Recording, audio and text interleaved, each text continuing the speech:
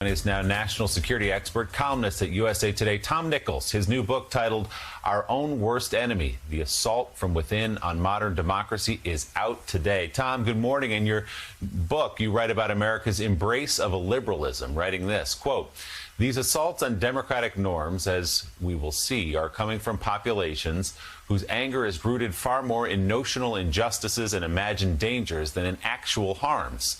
The dissatisfied illiberal citizens of the early 21st century are not the armies of unemployed men marching on Washington during the Great Depression because their families were on the verge of starving. They are not the disenfranchised African Americans of the 1950s seeking to attend school without being murdered. Instead, the threat to democracy now in America and elsewhere comes from the working and middle classes, the people among whom I was born and raised, whose rage comes overwhelmingly from cultural insecurity, inflated expectations, tribal partisan alliances, obsessions about ethnicity and identity, blunted ambition, and a childlike understanding of the limits of government. Why are people who are already free and who are by any relative measure materially and politically better off than those in more repressive states attacking their own systems of government? The answers are as disturbing as they are counterintuitive. We are losing because we won. We are suffering because we are successful. We are unhappy because we have what we want, Joe." Tom, you and I were members of the same party, a party that over the past 40 years wallowed in victimhood. We certainly see a lot of victimhood from the woke people on the far left. But I think you and I have both said it. The right has wallowed in victimhood for decades, and everything was an attack against us, whether it was from Washington or Hollywood or you know, fill in the blanks. But you talk about working class and middle class. What I'm finding, and other friends of mine are finding, is even people who are extremely successful, who have advanced degrees, who are attorneys, you can engage in a conversation with them, and they're brilliant. And then you get them talking about politics, Trump, or COVID, or democracy, Western democracy. And their IQ plummets like 50 points, and they start rattling off conspiracy theories from websites out of China or some other nether region.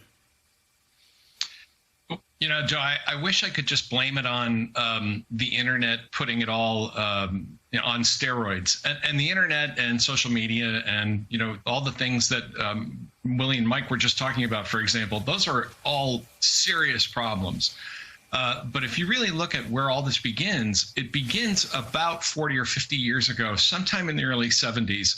And the underlying condition for all of this is the real pandemic, which is narcissism, which has been going on for 40 or 50 years now. And that's where this sense of grievance and victimhood and entitlement comes from. And as I say in the book, none of this is to deny there are real problems in America. There are people who are really, there are always people in a capitalist economy, in a big, vibrant, dynamic economy that are need taken care of, that are going to be suffering. But what's really remarkable about this is that even reasonably well-off people think of themselves as victims. And the key point is that they think it's because democracy has failed. It's not because of any one bad policy or any one politician or policy that they hate. They say, this whole system has completely failed me because it didn't give me what I want. Yeah, but, you know, Tom, the lie that we've told ourselves, and you talk about starting in the 1970s, is we're always in decline. There's somebody, I remember a teacher in 1975, 1976 saying, we're going the way of the Roman Empire. If you look at the past 10, 15 years. And, you know, about a year or two ago, I've said this before, because I'm a dork. I said, I want to see what the GDP is of the United States and other countries over the past 60 years. Every country up and down, up and down. Doesn't matter whether Republicans in office and Democrats in office, America's GDP just keeps skyrocketing.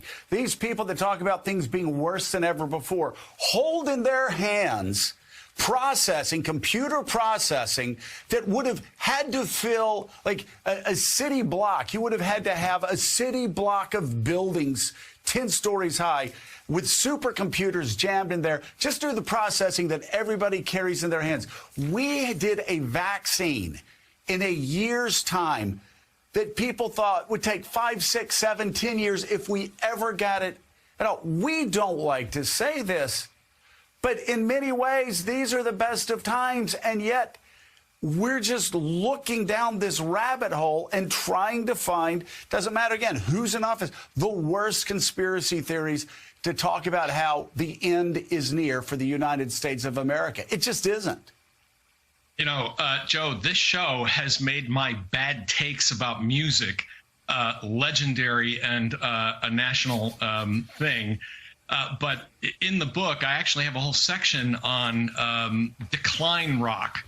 That, you know, because we live now and we always say, well, this is the worst time ever. And I said, look, you know, if that's true, then it was the worst time ever in 1975. And then again in 1985. If you look at the popular culture, the messages from, you know, I talk about Bruce Springsteen. I mean, Bruce Springsteen talks about his town dying, you know, 3 different times in 30 years. You know, the Brits had rock about how, you know, England was completely on the ropes and dead, you know, 35 years ago. It's something we do to ourselves because we want to believe that somehow things are not our fault, that it's just that things are so terrible and we would do better and we wouldn't have to be so angry if things just weren't so awful all the time. And you know, every age has its advantages and disadvantages. But this notion that somehow in 2021, when we're living longer, healthier, the world is mostly at peace, whether people want to believe that or not, it's true. You know, people want to believe that this is just the worst time ever. And it's a poisonous nostalgia that keeps looking back for a better year. And there's no way a democratic government anywhere can keep up with that kind of constant nostalgia unless it can invent a time machine.